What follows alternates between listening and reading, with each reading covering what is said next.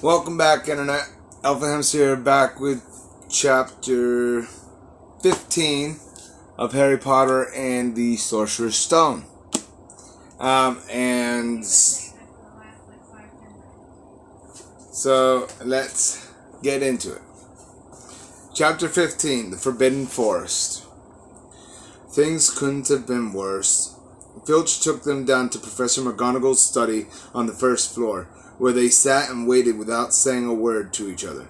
Hermione was trembling.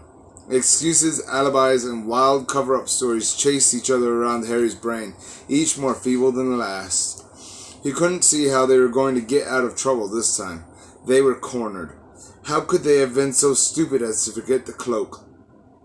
There was no reason on earth that Professor McGonagall would accept for their being out of bed and creeping around the school in the dead of night, let alone being up the tallest astronomy tower, which was out of bounds except for classes. Add Norbert and the invisibility cloak, and they might as well be packing their bags already. Had Harry thought that things couldn't have been worse, he was wrong. When Professor McGonagall appeared, she was leading Neville. "Harry!" Neville burst out the moment he saw the other two. "I was trying to find you to warn you. I heard Malfoy saying he was going to catch you. He said you had a drag..." Harry shook his head violently to shut Neville up, but Professor McGonagall had seen.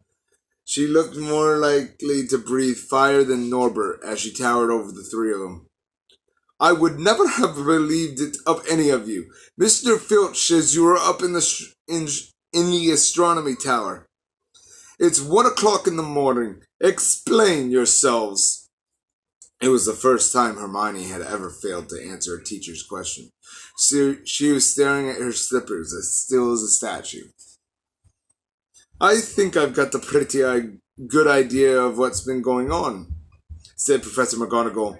"It doesn't take a genius to work it out. You fed Draco Malfoy some cock and bull story about a dragon, trying to get him out of bed and into trouble. I've already caught him. I suppose you think it's funny that Longbottom here heard the story and believed it too." Harry caught Neville's eye and tried to tell him without words that this wasn't true, because Neville was looking hurt and stunned. Poor blundering Neville. Harry knew what it must have cost him to try and fetch them in the dark to warn them. "I'm disgusted," said Professor McGonagall. 4 students out of bed in one night? I've never heard of such a thing before. You, Miss Granger, I thought you had more sense. As for you, Mr. Potter, I thought Gryffindor meant more to you than this. All 3 of you will receive detentions. Yes, you too, Mr. Longbottom. Nothing gives you the right to walk around school at night, especially these days. It's very dangerous, and 50 points will be taken from Gryffindor." 50! Harry gasped. They would lose the lead he'd won in the last Quidditch match. 50 each, said Professor McGonagall, breathing heavily through her long pointed nose. "Professor, please, you can't. Don't tell me what I can and can't do, Potter. Now get back to bed, all of you. I've never been more ashamed of Gryffindor students." 150 points lost.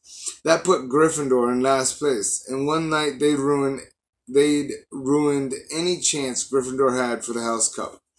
Harry felt as though the bottom had dropped out of his stomach. How could they ever make up for this?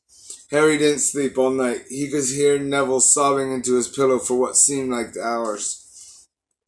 Harry couldn't think of anything to say to comfort him. He knew Neville, like himself, was dreading the dawn. What would happen when the rest of Gryffindor found out what they'd done? At first, Gryffindors passing the giant hourglasses that recorded the house points the next day thought there'd been a mistake. How could they suddenly have 150 points fewer than yesterday? Then the stories started to spread. Harry Potter. The famous Harry Potter, their hero of 2 Quidditch matches, had lost them all those points, him and a couple of other stupid first years. For being one of the most popular and admired people at school, Harry suddenly was the most hated. Even Ravenclaws and Hufflepuffs turned on him, because everyone had been longing to see Slytherins lose the House Cup. Everywhere Harry went, people pointed and didn't trouble to lower their voices as they insulted him. Slytherins, on the other hand, clapped as he walked past them, whistling and cheering. Thanks, Potter. We owe you one. Only Ron stood by him. They'll all forget this in a few weeks. Fred and George have lost loads of points in all the time they've been here, and people still like them. They've never lost 150 points in one go, though, have they? Said Harry miserably. Well, no, Ron admitted. It was a bit late to repair the damage, but Harry swore to himself not to meddle in things that weren't his business from now on. He'd had it with sneaking around and spying. He'd felt so ashamed of himself that he went to Wood and offered to resign from the Quidditch team. Resign? Wood thundered. What good'll that do? How are we going to get back any points if we can't win at Quidditch? But even Quidditch had lost its fun. The rest of the team wouldn't speak to Harry during practice, and if they had to speak about him, they called him the Seeker. Hermione and Neville were suffering too. They didn't have as bad a time as Harry because they weren't as well known, but nobody would speak to them either. Hermione had stopped drawing attention to herself in class, keeping her head down and working in silence. Harry was almost glad that the exams weren't far away. All the studying he had to do kept his mind off his misery. He, Ron, and Hermione kept to themselves, working late into the night, trying to remember the ingredients in complicated potions, learn charms and spells by heart, memorize the dates of magical discoveries and goblin rebellions. Then, about a week before the exams were due to start, Harry's new resolution not to interfere in anything that didn't concern him was put to an unexpected test. Walking back from the library on his own one afternoon, he heard someone whimpering from a classroom up ahead. As he drew closer, he heard Quirrell's voice. No, please, no, not again, please. It sounded as though someone was threatening him. Harry moved closer. All right, he heard Quirrell sob. Next second, Quirrell came hurrying out of the classroom, straightening his turban. He was pale and looked as though he was about to cry. He strode out of sight. Harry didn't think Quirrell had even noticed him. He waited until Quirrell's footsteps had disappeared, then peered into the classroom. It was empty, but a door stood ajar at the other end. Harry was halfway toward it before he remembered what he'd promised himself, about not meddling. All the same, he'd gambled 12 sorcerer's stones that Snape had just left the room. And from what Harry had just heard, Snape would be walking with a new spring in his step. Quirrell seemed to have given in at last. Harry went back to the library, where Hermione was testing Ron on astronomy. Harry told them what he'd heard. Snape's done it then, said Ron. If Quirrell told him how to break his anti-dark force spell, they're still Fluffy though, said Hermione. Maybe Snape's found out how to get past them without asking Hagrid, said Ron, looking up at the thousands of books surrounding them. I bet there's a book somewhere in here telling you how to get past a giant three-headed dog. So what do we do, Harry? The light of adventure was kindling again in Ron's eyes, but Hermione answered before Harry could. Go to Dumbledore. That's what we should have done ages ago. If we try anything ourselves, we'll be thrown out for sure. But we've got no proof, said Harry. Quirrell's too scared to back us up. Snape's only got to say he doesn't know how the troll got in at Halloween and that he was nowhere near the third floor. Who do you think they'll believe, him or us? It's not exactly a secret we hate him. Dumbledore will think we made it up just to get him sacked. Filch wouldn't help us if his life depended on it. He's too friendly with Snape, and the more students get thrown out, the better he'll think. And don't forget, we're not supposed to know about about the stone or Fluffy. That'll take a lot of explaining. Hermione looked convinced, but Ron didn't. If we just do a bit of poking around? No, said Harry flatly. We've done enough poking around. He pulled a map of Jupiter toward him and started trying to learn the names of its moons. The next morning, notes were delivered to Harry, Hermione, and Neville at the breakfast table. They were all the same. Your detention will take place at 11 o'clock tonight. Meet Mr. Filch in the entrance hall. Professor M. McGonagall. Harry had forgotten they still had detention to do in the Furor, I can't pronounce it, sorry, over the points they lost. He half expected Hermione to complain that this was a whole night of studying lost, but that she didn't say a word. Like Harry, she felt that they deserved what they got. At 11 o'clock that night, they said goodbye to Ron in the common room and went down to the entrance hall with Neville. Filch was already there, and so was Malfoy. Harry had also forgotten that Malfoy had gotten a detention too. "Follow me," said Filch, lighting a lamp and leading them outside. "I bet you'll think twice about breaking a school rule again, won't you, eh?" he said, leering at them. "Oh, yes. Hard work and pain are the best teachers, if you ask me. It's just a pity they let the old punishments die. Hang you by your wrists from the ceilings for a few days. I've got the chains still in my office. Keep 'em well oiled in case they're ever needed. Right, off we go. And don't think of running off now. It'll be worse for you if you do." They marched off across the dark grounds. Neville kept sniffling. Harry wondered what their punishment was going to be. It must be something really horrible, or Filch wouldn't be sounding so delighted. The moon was bright, but clouds scudded across it, kept throwing them into darkness. Ahead, Harry could see the lighted windows of Hagrid's hut. Then they heard a distant shout. "Is that you, Filch? Hurry up! I want to get started." Harry's heart rose. If they were going to be working with Hagrid, it wouldn't be so bad. His relief must have shown on his face because Filch said, "I suppose you think you'll be enjoying yourself with this oath. Well, think again, boy. It's into the forest you're going, and I'm much mistaken if you all come back out in one piece." At this, Neville let out a little moan, and Draco Malfoy stopped dead in his tracks. "The forest," he repeated, and he didn't sound quite as cool as usual. "We can't go in there. There's all sorts of things in there. Werewolves, I've heard." Neville clutched at the sleeve of Harry's robe and made a choking noise. "That's your problem, isn't it?" said Filch, his voice crackling with glee. "Should have thought of them werewolves before you got into trouble. Shouldn't you?" Hagrid came striding toward them out of the dark, Fang at his heels. He was carrying a large crossbow and a quiver of arrows over his shoulder. "About time," he said. "I've been waiting for half an hour already. All right, Harry, Hermione." "I shouldn't be too friendly to them, Hagrid," said Filch coldly. "They're here to be punished, after all."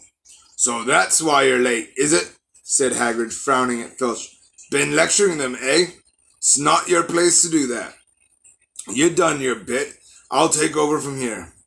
"I'll be back at dawn," said Filch. "For what's left of them," he added nastily. And he turned and started back toward the castle, his lamp bobbing away in the darkness. Malfoy now turned to Hagrid. "I'm not going in that forest," he said, and Harry was pleased to hear the note of panic in his voice. "You are if you want to stay at Hogwarts," said Hagrid fiercely. "You've done wrong, and now you've got to pay for it." "But this is servant stuff. It's not for students to do. I thought we'd be copying lines or something. If my father knew I was doing this, he'd—" "Tell you how that's how it is at Hogwarts," Hagrid growled. "Copying lines. What good's that to anyone? You do something useful or you get out. If you think your father'd rather you were expelled, then get back off to the castle and pack. Go on." Malfoy didn't move. He looked at Hagrid furiously, then dropped his gaze. "Right then," said Hagrid. "Now listen carefully, because it's dangerous what we're going to do tonight. And I don't want no one taking risks. Follow me over here for a moment." He led them to the very edge of the forest. Holding his lamp up high, he pointed down at a narrow, winding earth track that disappeared into the thick black trees. A light breeze lifted their hair as they looked into the forest. "Look there," said Hagrid. "See that stuff shining on the ground? Silvery stuff? That's unicorn blood. There's a unicorn in there been hurt bad by Summit. This is the second time in a week. I found one dead last Wednesday. We're going to try and find the poor thing. We might have to put it out of its misery." "And what if whatever hurt the unicorn finds us first?" said Malfoy, unable to keep the fear out of his voice. "There's nothing that lives in that forest that'll hurt you if you're with me or Fang," said Hagrid. "And keep to the right path. Right now, we're going to split up into two parties and follow the trail in different directions. There's blood all over the place. It must have been staggering around since last night at least." "I want Fang," said Malfoy, quickly looking at Fang's long teeth. "All right, but I warn you, he's a coward," said Hagrid. "So me, Harry, and Hermione will go one way, and Draco, Neville, and Fang will go the other. Now, if any of us finds the unicorn, we'll send up green sparks. Get your wands out and practice now.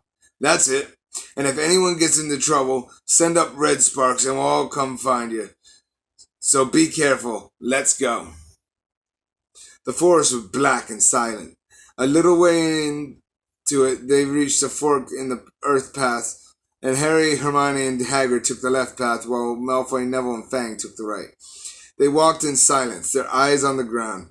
Every now and then, a ray of moonlight through the branches above lit a spot of silver blue blood on the fallen leaves.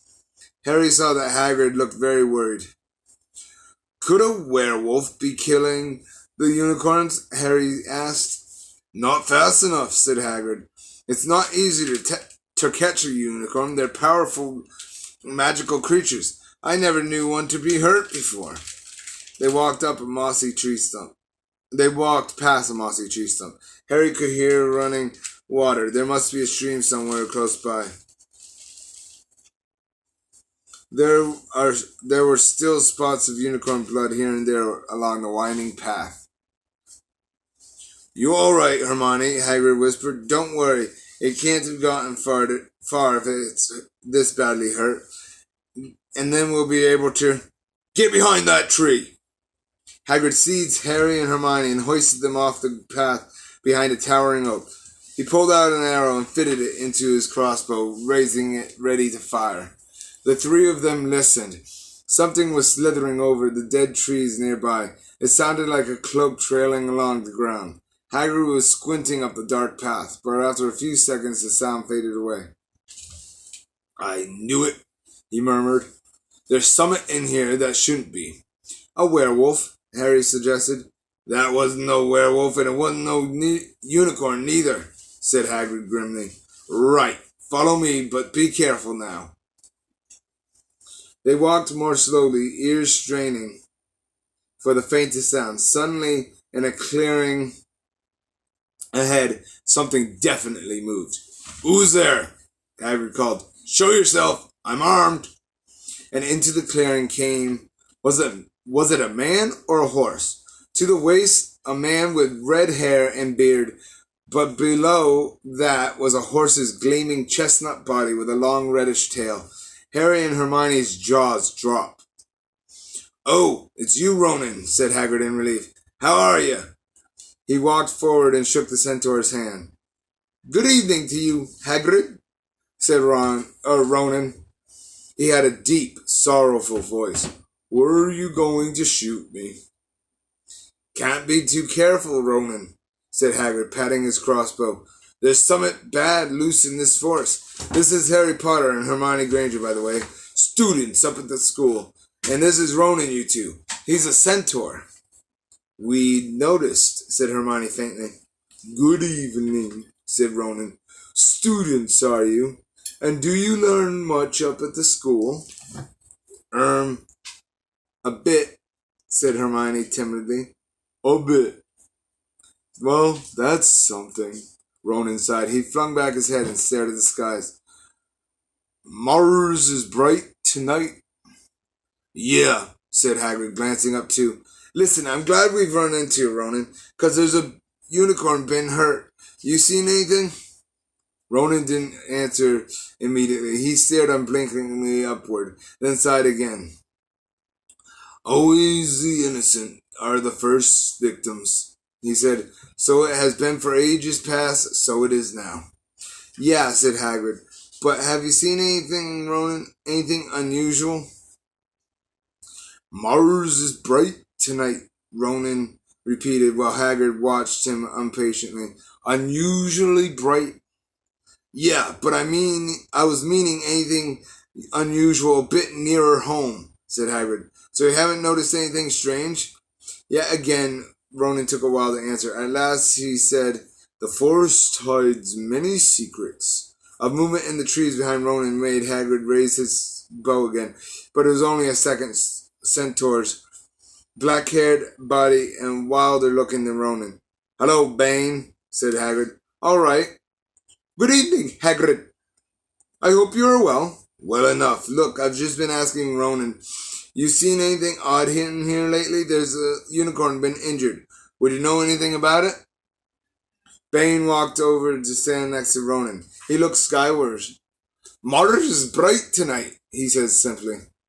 We've heard, said Hagrid grumpily. Well, if either of you do see anything, let me know, won't you? We'll be off then.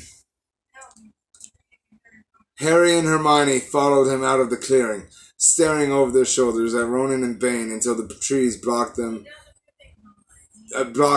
their view. Never, said Hagrid irritably. Try and get a straight answer out of a centaur. Ruddy stargazers, not interested in anything closer than the moon. Are there many of them in here? Asked Hermione. Oh, a fair few. Keep them themselves mostly, but they're good enough about turning up if I ever want a word. They're deep-minded centaurs. They know things. They just don't let on much. Do you think that was a centaur we heard earlier? Said Harry. Did that sound like hooves to you? Nah, if you ask me, that's what's been killing the unicorn. Never heard anything like it before. They walked on through the dense dark trees. Harry kept looking nervously over his shoulder. He had the nasty feeling that they were being watched. He was very glad they had Hagrid with his crossbow with him. They had just passed the bend in the path when Hermione grabbed Hagrid's arm. Hagrid, look! Red sparks! The others are in trouble. You two wait here, Hagrid shouted. Stay on the path. I'll come back for you. They heard him crashing away through the undergrowth and stood looking at each other very scared until they couldn't hear anything but the rustling leaves around them. You don't think they've been hurt, do you? Whispered Hermione. I don't care if Malfoy has, but if something's got Neville, it's our fault he's here in the first place. The minutes dragged by. Their ears seemed sharper than usual. Harry's seemed to be picking up every sigh of the wind, every cracking twig. What was going on? Where were the others? At last, a great crunching noise announced Hagrid's return. Malfoy, Neville, and Fang were with him. Hagrid was fuming. Malfoy, it seemed, had sneaked up behind Neville and grabbed him as a joke.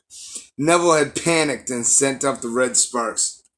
We'll be lucky to catch anything now with the racket you two were making. Right, we're changing groups. Neville, you stay with me and Hermione. Harry, you go with Fang and this idiot. I'm sorry, Hagrid added in a whisper to Harry, but he'll have a harder time frightening you, and we've got to get this done. So Harry set off into the heart of the forest with Malfoy and Fang. They walked for nearly a half hour, deeper and deeper into the forest until the path became almost impossible to follow because the trees were so thick. Harry thought the blood seemed to be getting thicker. There were splashes on the roots of a tree, as though the poor creature had been thrashing around in pain close by. Harry could see a clearing ahead, through the tangled branches of an ancient oak. Look, he murmured, holding out his arm to stop Malfoy. Something bright white was gleaming on the ground. They inched closer. It was the unicorn, all right, and it was dead. Harry had never seen anything so beautiful and sad. Its long, slender legs were stuck out at odd angles where it had fallen, and its mane was spread pearly white on the dark leaves. Harry had taken one step closer or toward it when a slithering sound made him freeze where he stood. A bush on the edge of the clearing quivered. Then out of the shadows a hooded figure came crawling across the ground like some stalking beast. Harry, Malfoy, and Fang stood transfixed. The cloaked figure reached the unicorn, lowered its head over the wound in the animal's side, and began to drink its blood. Arrgh! Malfoy let out a terrible scream and bolted. So did Fang. The hooded figure raised its head and looked right at Harry. Unicorn blood was dribbling down its front. It got to its feet and came swiftly toward Harry. He couldn't move for fear. And then a pain he never felt before pierced his head. It was as though his scar was on fire. Half blinded, he staggered backward. He heard hooves behind him, galloping, and something jumped clean over Harry, charging the figure. The pain in Harry's head was so bad that he fell to his knees. It took a minute or two to pass. When he looked up, the figure had gone. The centaur was standing over him, not Ronan or Bane. This one looked younger. He had white blonde hair and a palomino body. "Are you all right?" said the centaur, pulling Harry to his feet. "Yes, thank you. What was that?" The centaur didn't answer. He had astonishingly blue eyes like pale sapphires. He looked carefully at Harry, his scars lingering on the scar that stood out livid on Harry's forehead. "You are the Potter boy," he said. "You had better get back to Hagrid. The forest is not safe at this time, especially for you. Can you ride? It'll be quicker this way." "My name is Firenze," he said, as he lowered himself onto his front legs so Harry could clamber onto his back. There was suddenly a sound of more galloping from the other side of the clearing.